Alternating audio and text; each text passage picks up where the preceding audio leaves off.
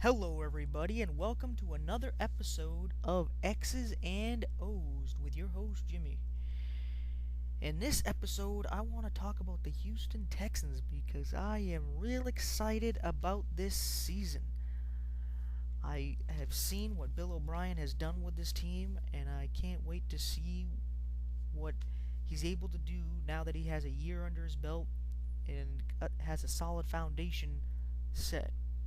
I think this team is going to make leaps and bounds this year, and they're really going to be able to open things up and cause a lot of havoc in the league this year.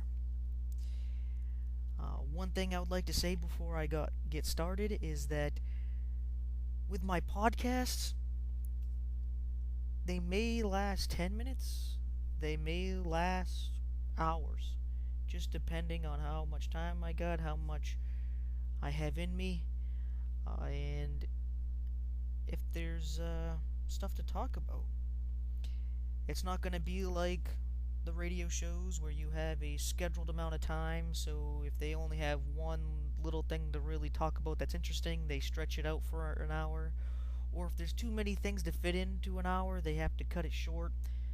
Not going to happen here in this podcast. If there's only one thing to talk about, I'll just spend the 5, 10, 15 minutes on it that it takes, call it quits, and you can go on to what else you like to listen to. But if it takes over an hour for me to get out what I need to get out and talk about what's going on, I'll do that as well. I'm not bound by a time restraint, commercials, breaks. I'll just go until I stop. So I hope you like that aspect about it. You can check it out, pause when you want. I don't have to worry about it. But anyway, I will get into this season for the Houston Texans. I'm very excited. I decided this is a good time to start it. They just started their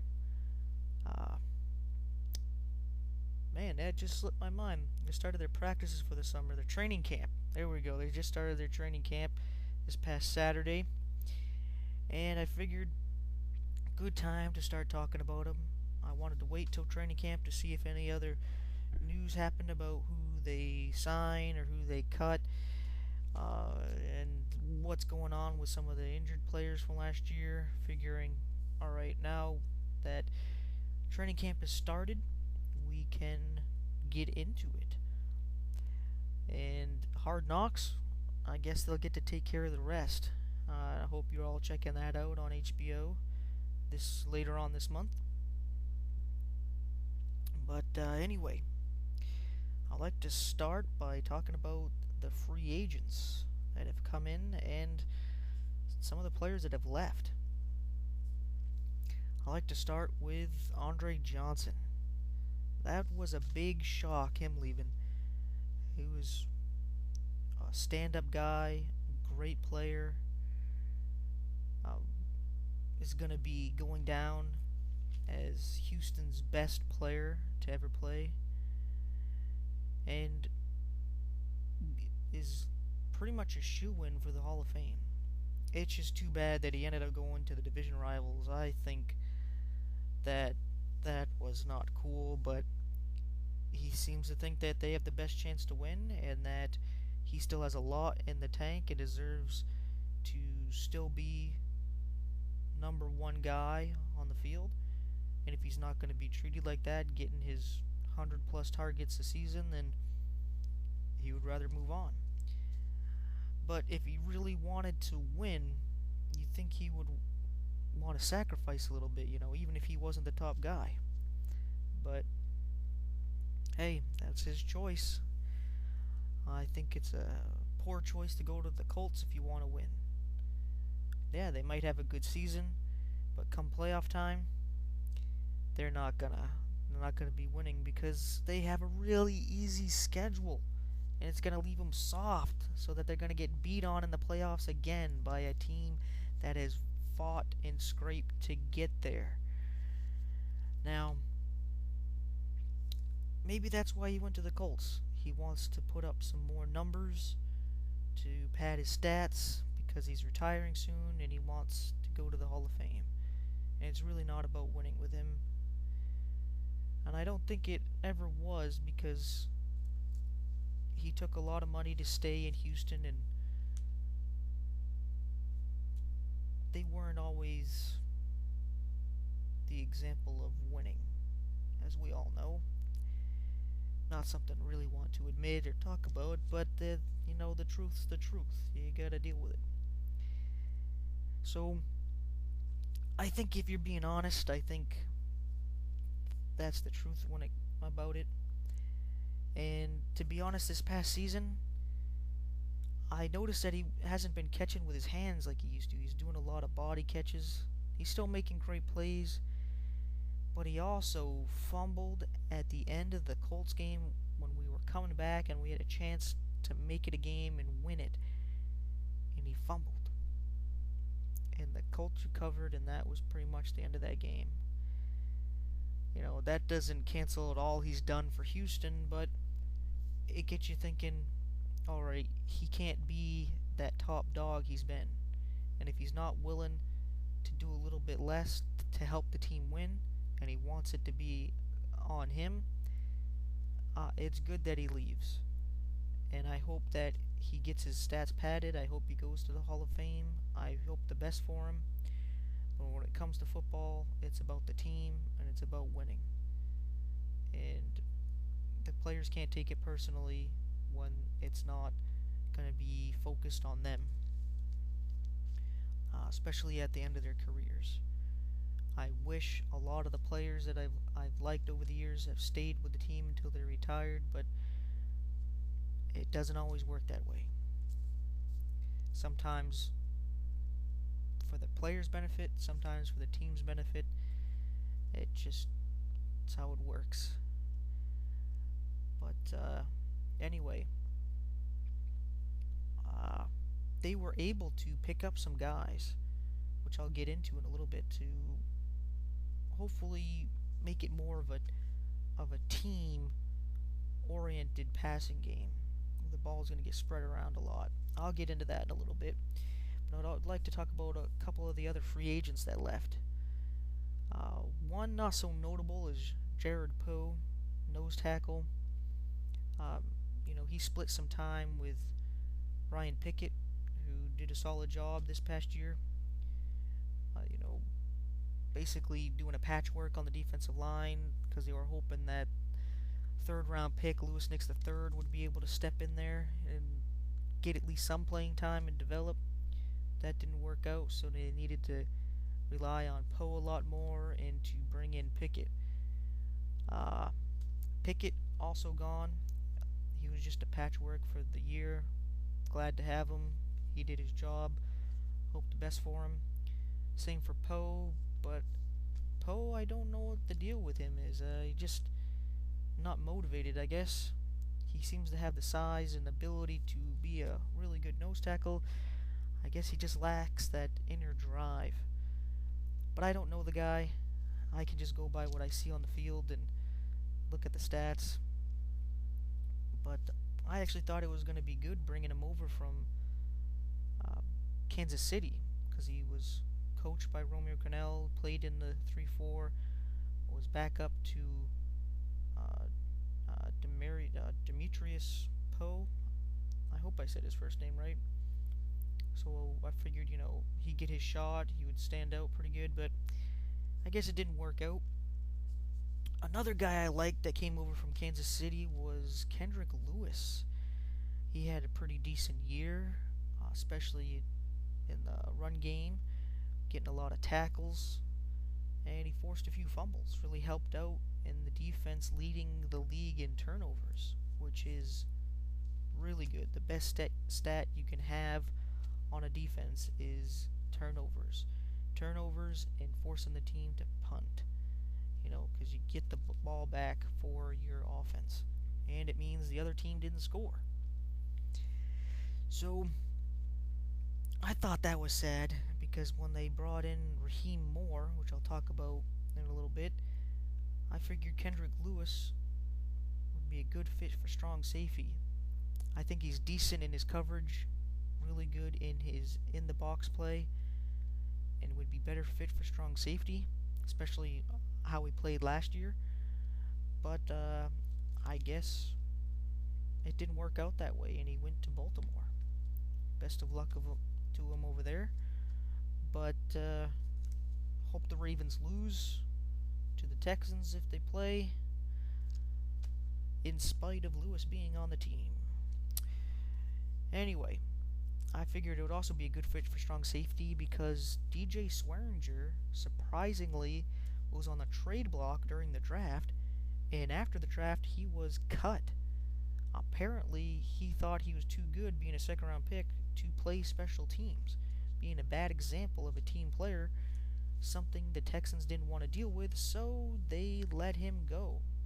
Hopefully, busting his ego and humbling the guy as he now plays for the Tampa Bay Buccaneers, who are on a rebuilding. Hopefully, Jameis Winston, the first pick of the draft this year, is able to be a solid quarterback. They do all right, but he's a rookie. He's going to struggle, and Swearinger is going to have to struggle with him. So hopefully that humbles him a bit, and he realizes if he wants to win, he has to be a team player. He wants it to be about him. He can go play for a team that is not so amped up about winning. But anyway, another key guy that left, but it might actually come back. Kind of hoping he does, and that's Chris Myers. Been a solid Iron Man playing for the Texans. Last year he didn't miss a game, and was real stout in the run game. Maybe losing a step in the pass game, but still a stout guy in the run game. Smart player, tough guy. Would love to have him back, and hopefully that happens. Hopefully not because of injury on the offensive line, but hopefully just for depth. Being a mentor for the other offensive linemen in there in case somebody needs a rest or somebody is getting banged up. I really like what they've done with the offensive line. I know they had to let Chris Myers go to free up some money to make all the moves they made this year. But I hope he does come back. He's still a free agent. But I like what they've done moving Ben Jones, who's played left guard last year, to center. He's experienced there. He's a smart guy. I'm sure he'll fit in well. We all know Dwayne Brown, solid left tackle. We got Brandon Brooks at right guard, who's a beast in his contract year. I hope he has a solid year and he gets his due when the season's up. We also got Derek Newton, who made vast improvements last year at right tackle. And the big question mark is the mean left guard Xavier Sewafili. I'm sorry if I said his name wrong. Second round pick of last year's draft, who didn't get to play that much because of injuries, is going to be starting at left guard. I got high hopes for him. I'm sure he can do it. Just don't know if that's how it's going to work out. Another reason why Chris Myers would be nice to bring back on the squad, just in case Xavier isn't ready or some kind of injury. Because we know Myers is an Iron Man, and he'll get out there and really give you a solid player for the 16-game season and hopefully big, long playoff run. But they did bring in some guys to help out this team. They didn't just lose guys. They didn't really bring anybody for the offensive line. They did end up letting Tyson Clabo go, right tackle, who played sparingly this last season. The only real veteran and experienced guy who's backing up the offensive line. Not a lot of real talented depth on the offensive line, at least from what has been seen on film or in games. Not a lot of experience there. So I'm hoping that the offensive line stays healthy and strong. They're able to have times where they can sub guys out and get other guys some playing time and experience so that they know what they're doing if they have to come in if crap hits the fan. Um, they did bring in Nate Washington from the Tennessee Titans, division rival, and Cecil Shorts III from the division rivals, the Jaguars.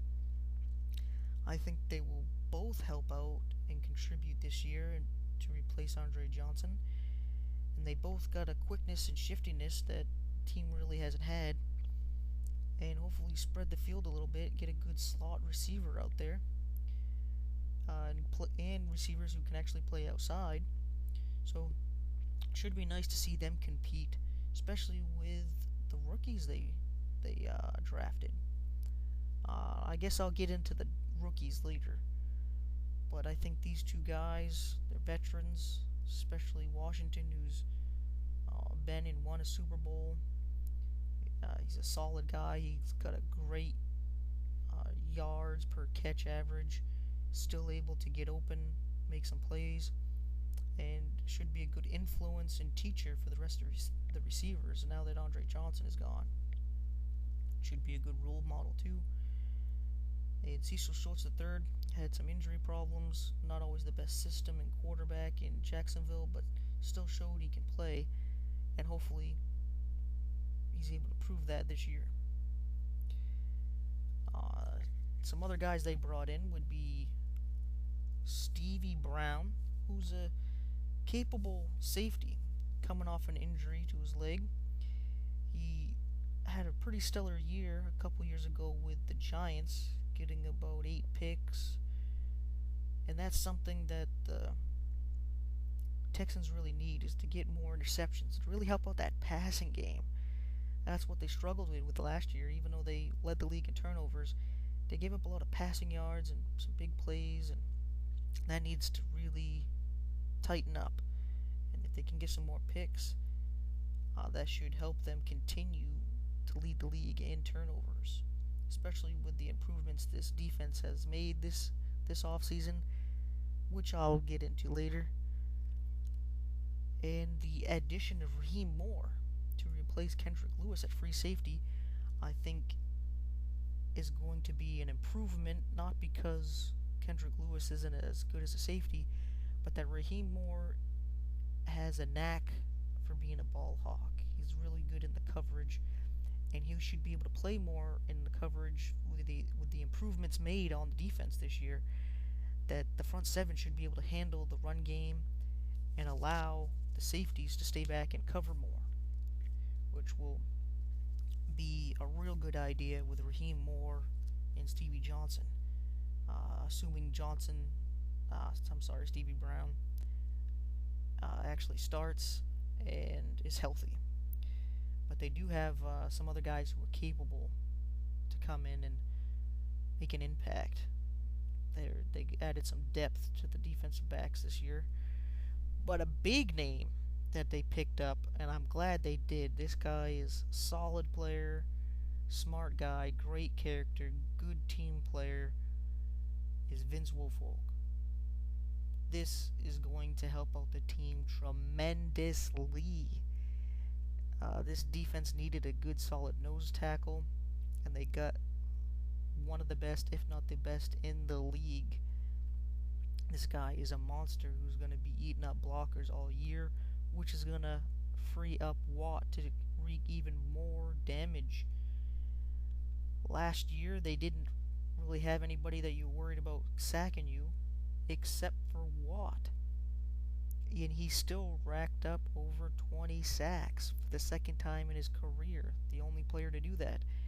And now having Wilfork next to him, it's going to help him out tremendously. And Wilfork is a team player. He doesn't mind eating up blocks for other people to make plays. He is a team player, great guy. Glad they got him. Especially with Lewis Nix III finally being able to finish a practice this past Saturday, showing that he's improved his conditioning, being 6'2", almost 340 pounds.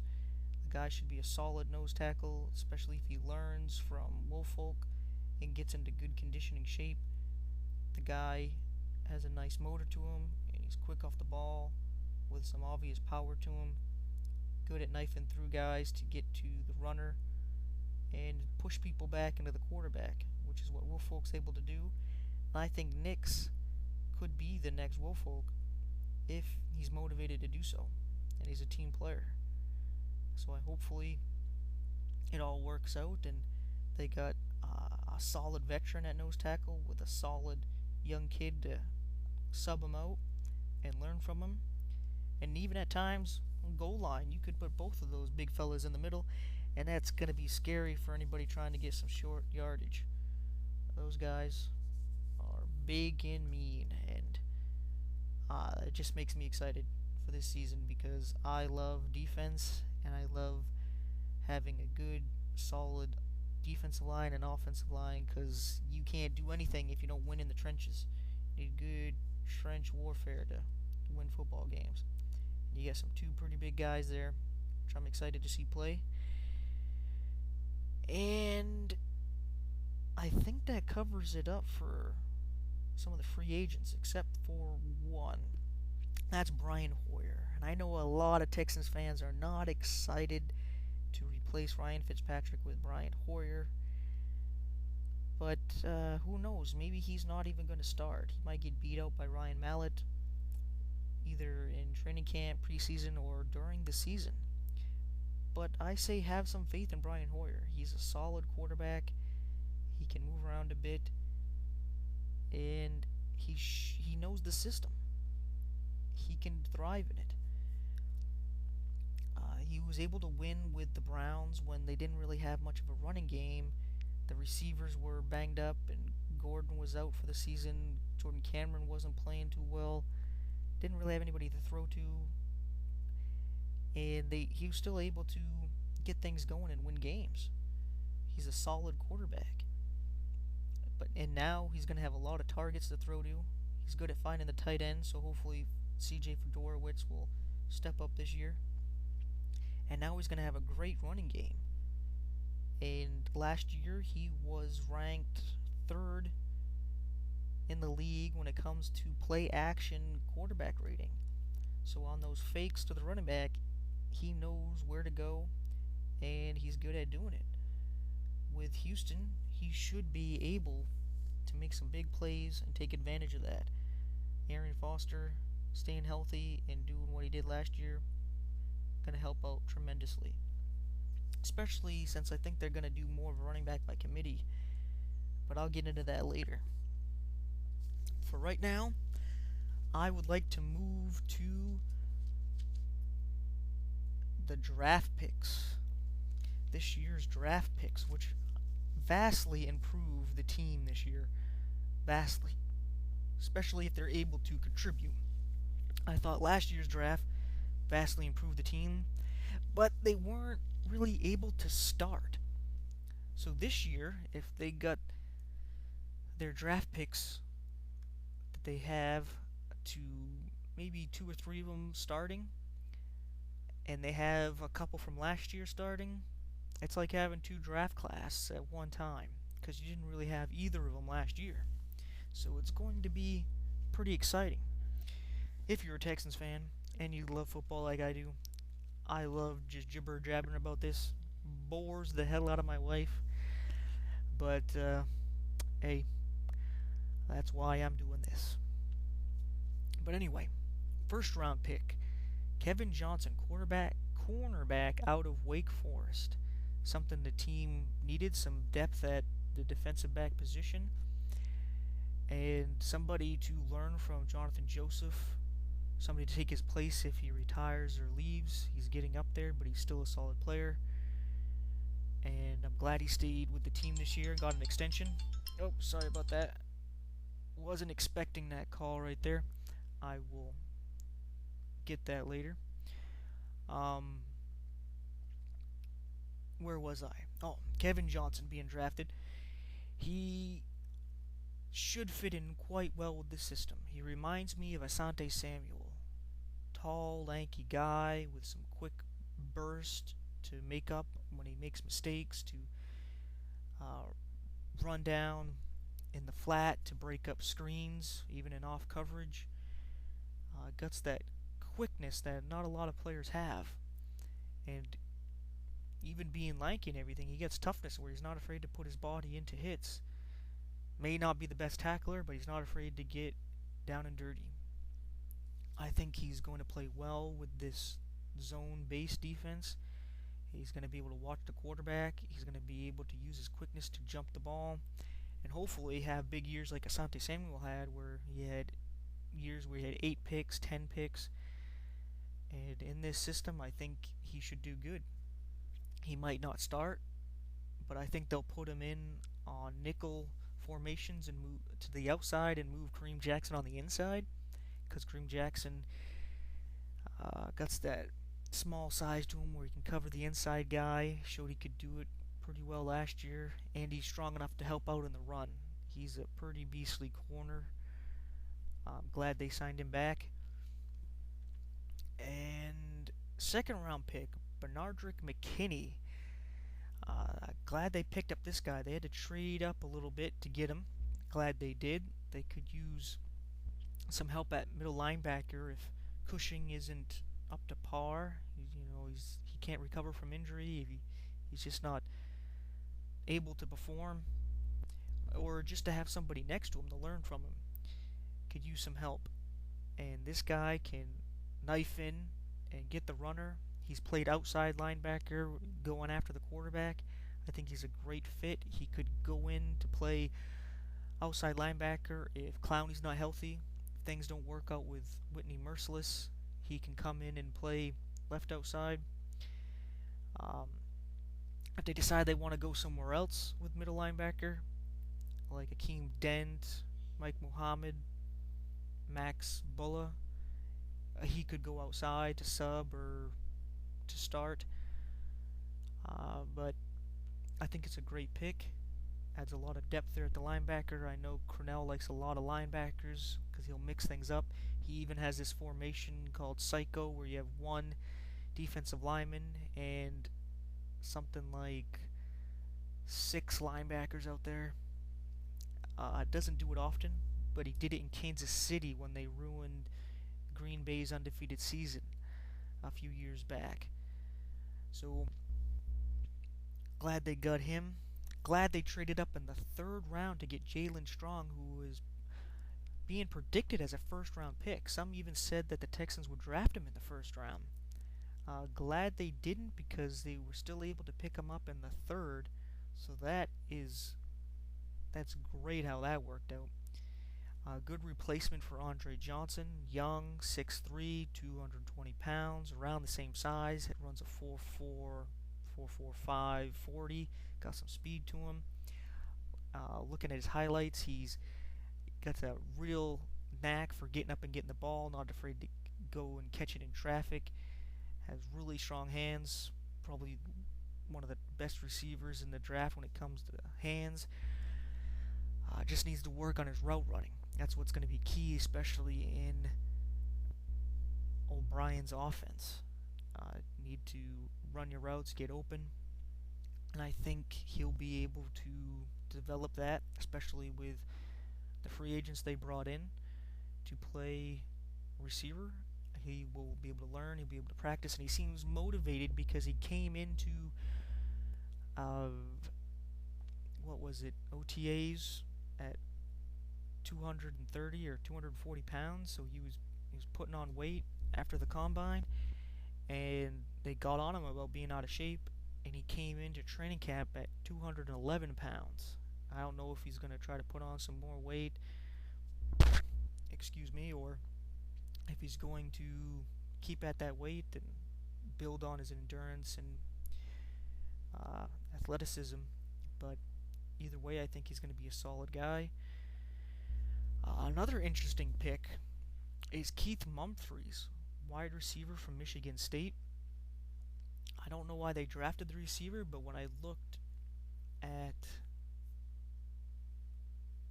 his highlights and how he's played, I understand. He's a utility guy. He can play receiver. He's played running back. He's done kick returning, punt returning.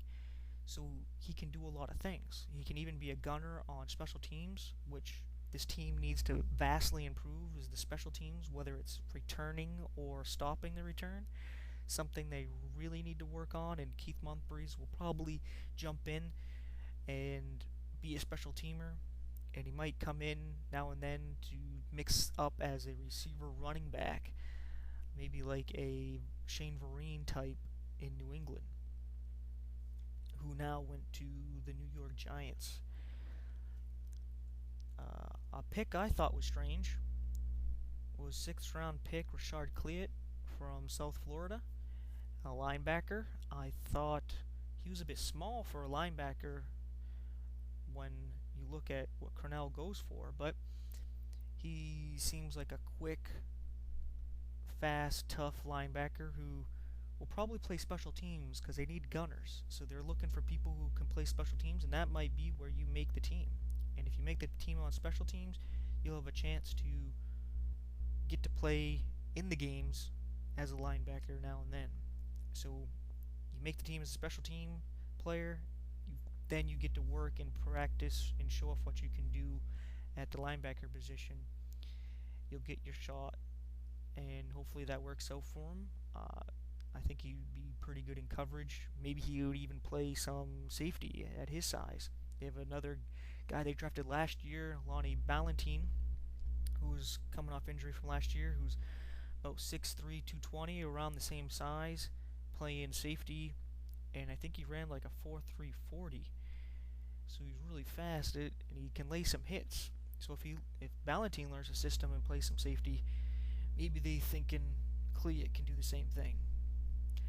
But we'll see. I think mainly he's going to be a special teamer, and I hope he excels at that because that's what we need. The next pick in the 6th round, I actually really like this guy. I think he can have a chance to compete for the starting job, if not this year, next year, depending how things work out. He can be on the opposite side of Watt, and that is Christian Covington, DT, out of Rice. He played defensive tackle, but I don't think he's going to play nose tackle in Cornell's 3-4. Maybe now and then, but I think mainly he's going to be a defensive end, maybe as a Ty Warren type to solidify at a side or what have you, but he got some motor to him, and he got some fight in him. I like watching him knife in the running game and even knife in to get at the quarterback. He got skills to do both. He's got that motor. The only thing that made him drop to the 6th round was an injury to his knee. So he might take this time to recover and learn, but I think he will be beneficial to the team in the coming years. Seems like a solid football player that they were lucky to get. The last pick that they had in the 7th round, running back out of LSU, Kenny Hilliard. I like this guy looking at his highlights. He reminds me of Steven Davis, running back, used to play for the Washington Redskins and ended up going to the Panthers and helped lead them to the Super Bowl, which they lost to New England. He looks like the same body type, a big, strong guy, but is able to shift and move. Really liked watching his highlights, but he doesn't have a lot of highlights because he split running time. So that's why I was thinking Houston might split some time up. They're getting guys who are used to not being the top dog, who split time. They got fresh, healthy legs, and they don't take such a beating so they can go through the season and then go harder into the playoffs. Kind of like what New England does with their running backs, and they save Blunt to really beat on people in the playoffs like he did to the Colts. And I think it's a good fit, and I hope he's able to make the team and shows what he got. Granted, if he gets beat out by Jonathan Grimes and Alfred Blue, so be it. They're capable backs, but I think they're definitely going to mix things up, give people rest, uh, not just for the team to make them last through the whole season and into the playoffs, but also to protect them as the league is worried about concussions, and running backs are the ones that get a lot of those. So I think it's going to protect the player in his personal life, it's going to protect him through the season, and it's going to help the team overall. So I think this is a good pick, and hopefully it helps out. Um, After this, I'm going to talk about a couple of the undrafted free agents that they picked up, and a couple of players who have come in for tryouts. First guy I want to pick up is a guy that people were saying would be maybe a fifth-round pick, and that's Curtis Drummond from Michigan State. He was a safety, and I think he'd be a good fit. Excuse me. He seems like a smart player who doesn't mind getting down and dirty when it comes to hitting a guy or coming up to tackle, but seems real good in the coverage.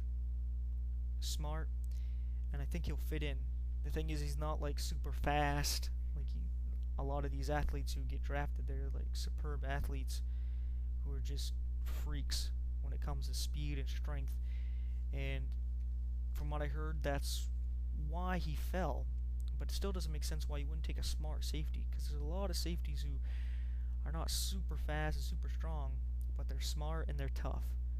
And safeties need to be smart because they're your last line of defense. They can't be fooled. They gotta know when they should come up to help the run. They gotta know to stay back and not let any receiver behind them. They gotta be watching everything and helping everybody. So it's good to have a guy like that. I hope he develops and is able to contribute. They picked up a lot of offensive linemen, and hopefully they got some good ones because they need some depth there. These guys I don't know, so I'm not going to talk about them. But there is a couple of guys I want to talk about because they've mentioned them, that they have a good chance of making the roster or putting up a fight, and that one of them is tight end Mike McFarland from Southern Florida. I heard that he gets the size and the ability that O'Brien likes, and that he's fully capable of doing the job that is asked of him, and that he's shown that he's ready to fight for the job. So he might make it because tight end is a problem where no one really did anything at tight end last year. Maybe they didn't put one out on the field. I don't know. I do know. They just didn't. They didn't play up to par. This year they need to step that up. J.J. Watt came in and played tight end on just a few plays and did better than what the tight ends did all year. So they need to step that up and save Watt to play defense. Another guy I heard who would make the team, maybe starting at special teams, maybe on the practice squad while he develops, because he shows he has a lot of talent, but he didn't do it against tough competition. So they want him to develop mainly in pass coverage, but he seems pretty good going after the pass, after the passer and after the rusher, and that's Lyndon Trail, outside linebacker from Norfolk State. I've been hearing good things about this guy. There is another guy I'll talk about who's not actually signed, but it's for a tryout, and that's running back Trey Williams from TAMU. I like the kid. He got some speed and some quickness. He would be a good guy to throw some screen twos from the backfield if they're not expecting it. Good to give a draw to. He's a good kick returner and punt returner, something the Texans need. He can compete for that, so he might make the team as a special teamer, come in and do some trick plays now and then. So that I'm excited to see. There was a lot of talk before the draft that they should draft him in the 6th or 7th round. I'm glad that they didn't, that they judged correctly when it came to players like Jalen Strong and Trey Williams, where they're able to wait until they drop back and we're able to pick them up. So that would cover the drafted players they've picked up. And I'll move on to a couple other subjects right here, and that is the improved defense. This is going to be an exciting defense. They led the league in turnovers last year, and they fight. They don't give up. They did a number on the Baltimore Ravens last year. They came out really motivated, showing that they can play and that they're willing to fight. And they really did a number on Joe Flacco. I like what they did there. And this year they should be vastly improved. Just having Vince Wilfork on the defensive line is going to help out the run game and free up Watt a lot more and free up the linebackers to make plays that normally they wouldn't be able to do, which will also help out the coverage because there'll be more pressure on the quarterback. This and adding Clowney, who should be returning to practice in a couple of days, if he's able to do what he's able to have, to do what he was able to do last year, and just the few examples he was able to do in the preseason, what he was able to do in college, it's going to be amazing. I have never seen anybody get off the ball so quick in my life. It's like Lawrence Taylor just in there. I haven't seen anything like that. It's like hike, and he's already in the running back's face. He's already in the quarterback's face. The offensive lineman's like, what do I do? And they try to hold him. And if you have him with Watt, it's going to be crazy. The quarterback's going to be scared because you're already worried about Watt, but all you had to do was focus on him. So now you got to deal with Clowney. That's scary. That's real scary right there. So I'm just hoping he's able to come back healthy, have a healthy season, and that right there, that front seven is going to be awesome because he's also real good against the running game. And if Cushing is as healthy as they say he is this year, and they have another capable middle guy like Bernardrick McKinney, they should be solid against the run, solid against short passes, and getting after the quarterback. It should help them out a lot, and that defensive backfield should vastly improve because of the pressure the front seven is able to put on the quarterback. And with the improvements they made by drafting Kevin Johnson, bringing in Raheem Moore, Stevie Brown, that they should be way better in coverage and way better at ball hawking and getting the ball. So they should vastly improve there. And I think the defense is going to be scarier than last year. As long as they're all gelling together and they work together, I think it's going to be a good year for them defensively. And I think the same offensively. They got a lot of weapons to throw to now, even if the tight ends don't step up. The offensive line was solid last year, and they're still intact. The running game, it's no doubt should be good with Arian Foster, especially having some other capable guys, maybe doing a running back by committee going. We know Alfred Blue is able to step up if Foster goes down. And I know that Hoyer is a capable quarterback who will probably start. If not, I know Mallett is his only problem is consistency with accuracy. The guy has a cannon like none other. I haven't seen a guy throw like him since Drew Bledsoe, who could just toss the ball and it would go 60 yards, and it wasn't like a beam. It just boom, threw it, and it was a nice, beautiful, catchable ball. It was really awesome to watch. But his thing is accuracy. Not always consistent with that.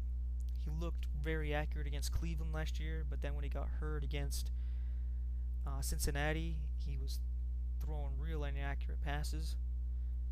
So if he's able to step up, I think he would be capable as well, especially with the running game going in Houston.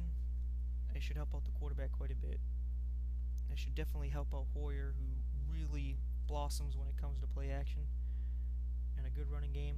He was able to do good with what was going on in Cleveland, so he should develop pretty well in Houston. That being said, I think it's going to be a good year. I'm really excited about it. I just want to talk real quick about the Patriot way, because a lot of these coaches have come over from New England, developing a new way of looking at things, team first. It's about winning, and they're really building a tight-knit family with good character guys. I like what they're doing because it's not just about football, it's giving a good influence to the fans, and I like it. I like what they're doing. But there's another thing you gotta understand when it comes to the Patriot way. It's something I had to learn with Bill Belichick up in New England, and that's that he's gonna make choices that seem crazy to you. But you gotta trust that they know what they're doing and it's gonna work out for the team because that's what they want. They want the team to be well gelled together. They want it to be one unit, one family, with the goal of winning. That's what they want, and that's what they're going to build.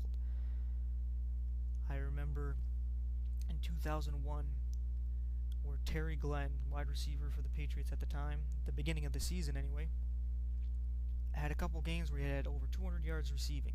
He just seemed to get open all the time, making all the catches, getting the touchdowns, just playing amazing. And then Belichick traded him to the Cowboys. And I couldn't believe it. I was like, why did you do that? But he butt heads with the coach. I guess it was about Terry Glenn and not about the team.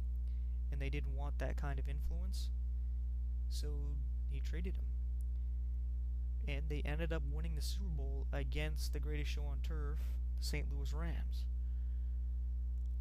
Now, when that happens, you build a level of trust with the coach, that he knows what he's doing, and that you shouldn't focus on one player. It's about the team.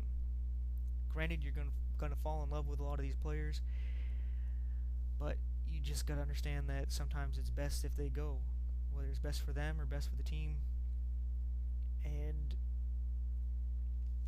still root for them where they go. But if they play your team, you gotta hope that they lose. So I just wanted to end that there. I hope the rest of you Texans fans are as excited as I am about this season. I can't wait. I think it's going to be a great year. Hopefully they beat the hell out of the Colts. That Andre Johnson has a good year for him, but he stinks up the field when he's playing the Texans. And I hope they make the playoffs and they make a competitive run for the Super Bowl. That any team that makes it to the Super Bowl had to put up a big fight with the Texans. So, that being said, I'm going to end this podcast here. I'd like to thank you all for listening, checking this out, and don't forget to be taking care of yourself.